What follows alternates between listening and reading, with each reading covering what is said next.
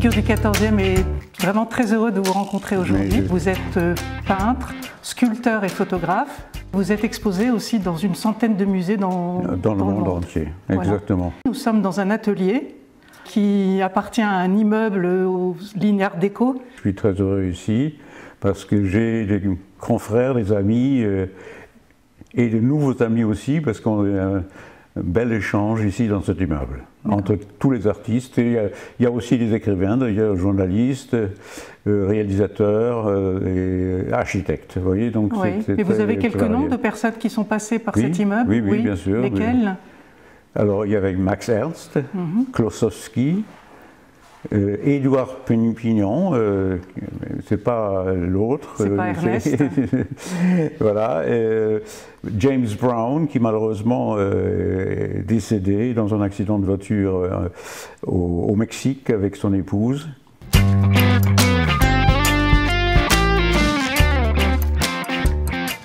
Vous êtes né en 1935 à Lübeck. Exact. Donc vous êtes un enfant de la guerre. Je suis un enfant de la guerre qui m'a marqué, qui ne me lâche plus. À l'heure actuelle, je suis en effervescence négative, si j'ose dire. Un moment très très difficile, pas seulement pour moi, surtout pour ceux qui vivent la guerre en direct. Et je comprends les problèmes immenses, innommables, qui se posent à cette population et ces populations diverses.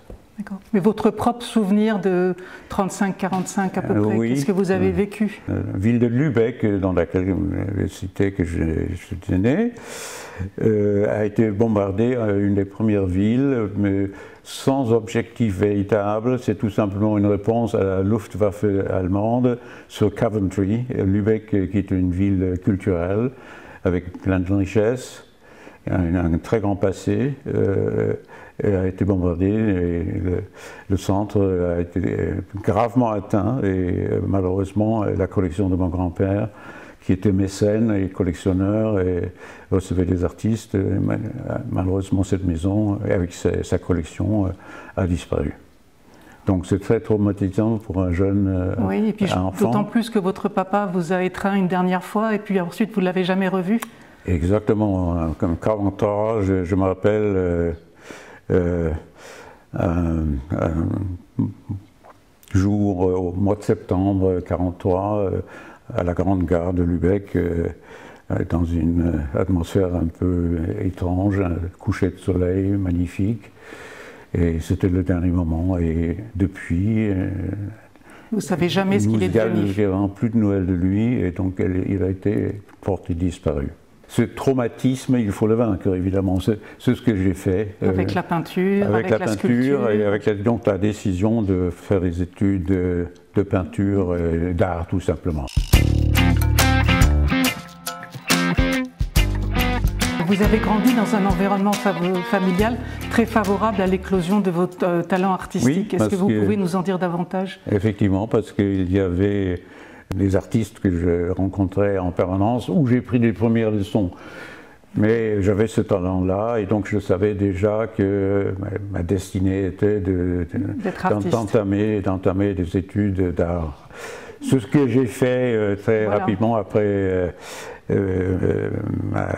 l'école, le lycée. Donc il y avait donc le choix entre deux villes, Hambourg qui était relativement prête, et Berlin qui était une enclave dans les deux Allemands.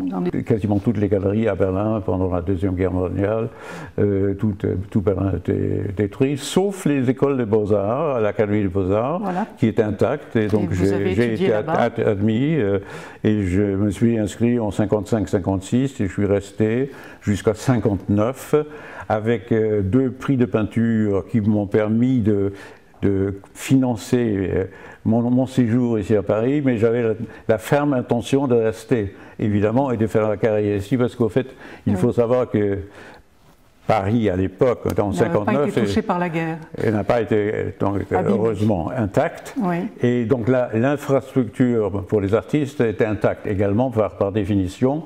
Et les galeries, les musées évidemment.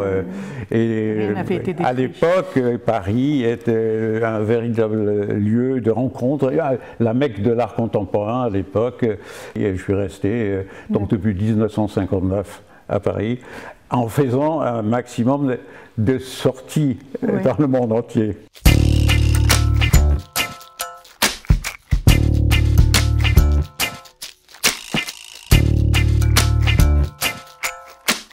Dans les années 60, vous avez créé avec d'autres artistes un mouvement artistique qui s'est appelé la figuration narrative. C'était des artistes qui avaient décidé, comme moi, de s'intéresser à la réalité urbaine. Des artistes étrangers qui se sont retrouvés avec quand même Manoury, Rancillac, une dizaine d'artistes qui étaient autour d'un critique d'art assez important dans l'histoire de l'art, Gérard Gassio-Talabo, qui avait réuni une trentaine d'artistes autour de cette idée de l'approche, de l'appréhension de la réalité urbaine.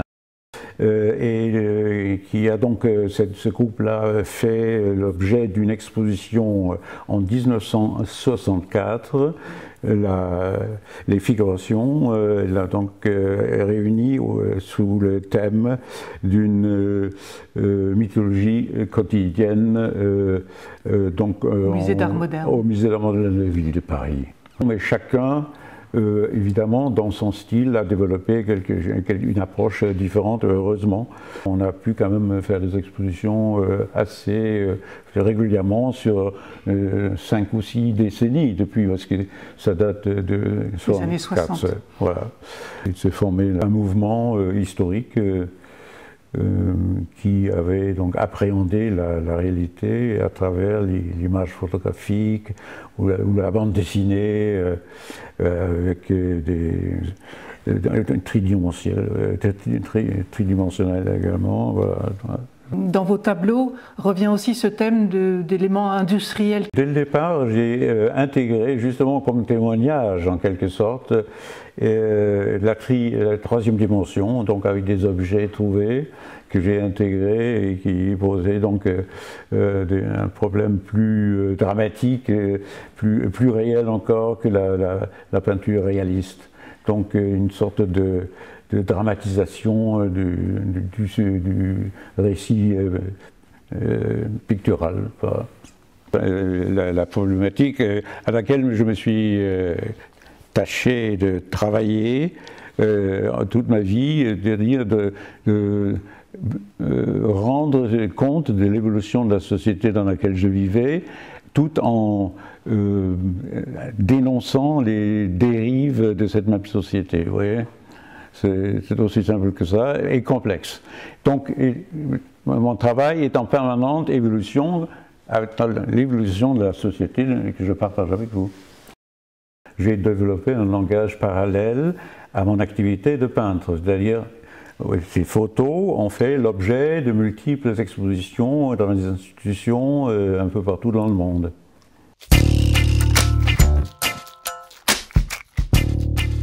J'ai lu quelque part que l'angoisse était le fil rouge de votre existence. Est-ce que c'est vrai? C'est pas seulement l'angoisse, c'est la fragilité même de notre existence.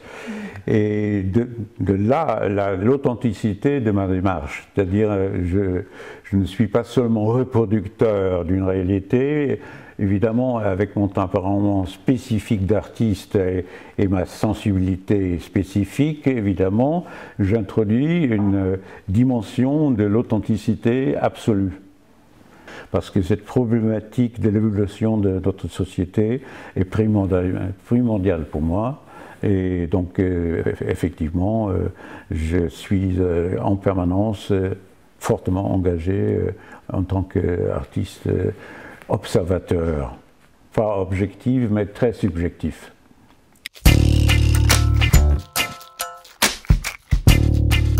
Que pensez-vous du 14e arrondissement? Ah, c'est un Un arrondissement que je connais bien parce que j'étais déjà installé pendant 2 ans, 3 ans rue du Moulin-Vert, pour vous dire que j'aime ce quartier.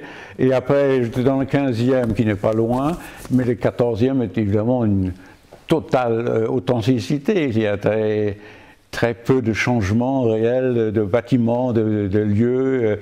Et non, c'est un quartier très significatif du vieux Paris, avec les petits commerces qui sont intacts, beaucoup d'ateliers d'artistes, donc il y a une vie intense de création en permanence. Non, c'est le fief même de la création en permanence, dirais-je, et significative.